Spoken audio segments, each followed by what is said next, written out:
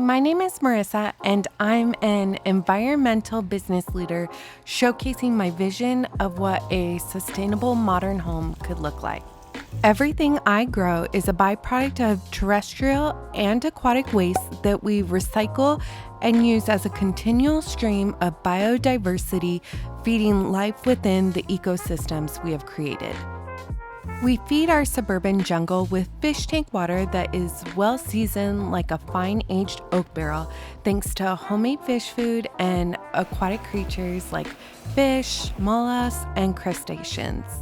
We then harvest the water using submersible pumps to transport this liquid gold to a 50-gallon water barrel we have outside.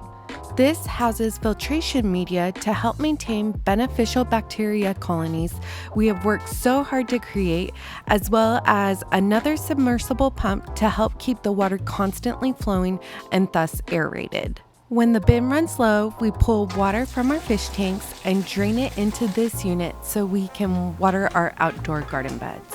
Our goldfish are bottom feeders that produce 3 times the ammonia than that of a fish its size, so they basically supercharge our municipal water after we've dechlorinated it. And in this case, we use absorbic acid or vitamin C to off-gas the chloramine that our city water contains, so we're not killing off any of the beneficial bacteria.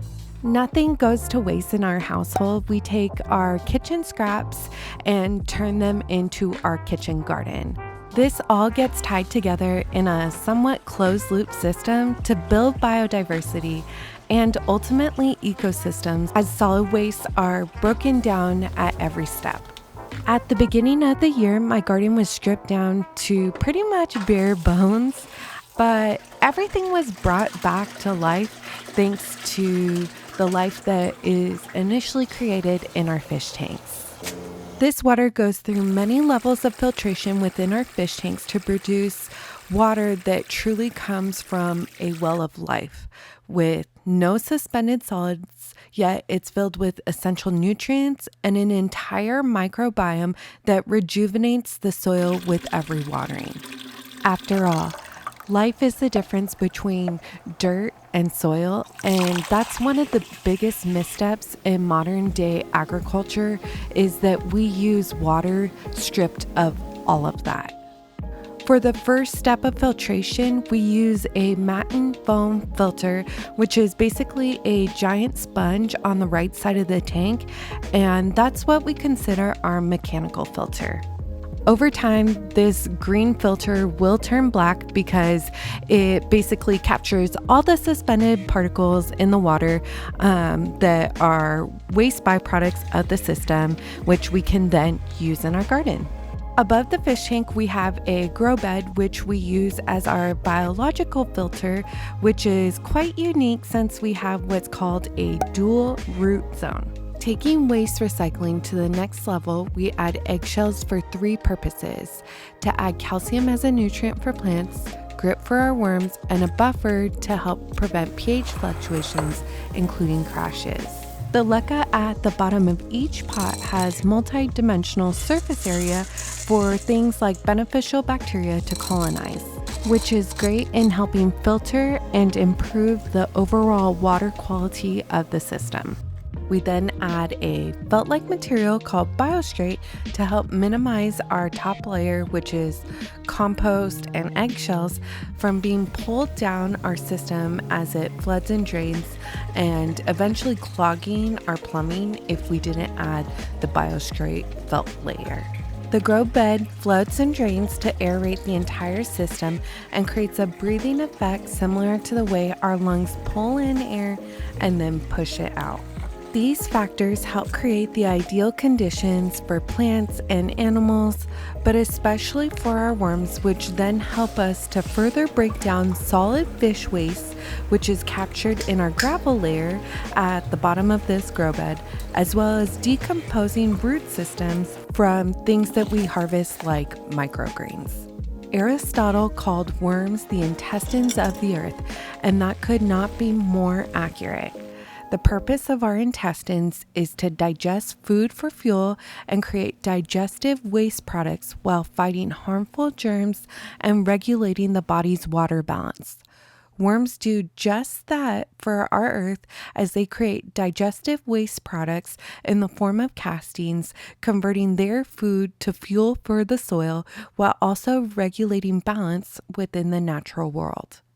Creating biodynamic ecosystems should be our ultimate goal in considering waste processing.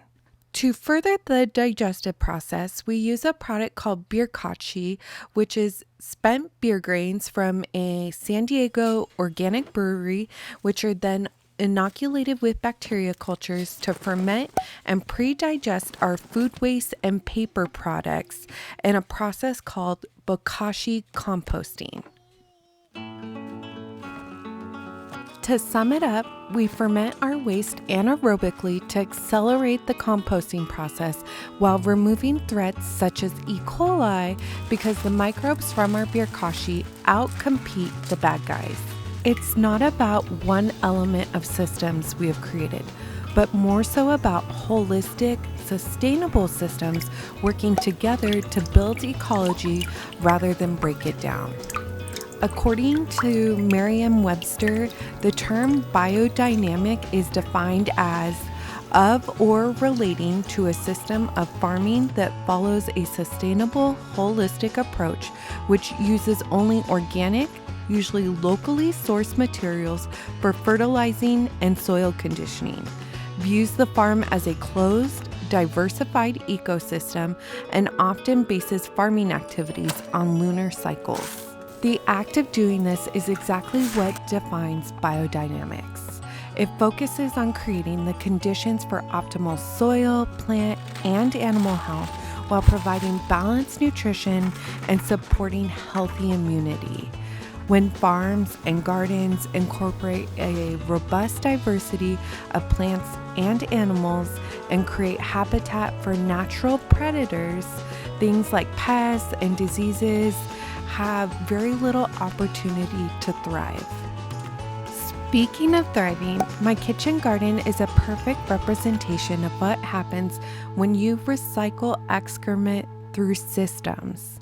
It's only really waste if you let it go to waste. And I hope to really inspire a new way of recycling.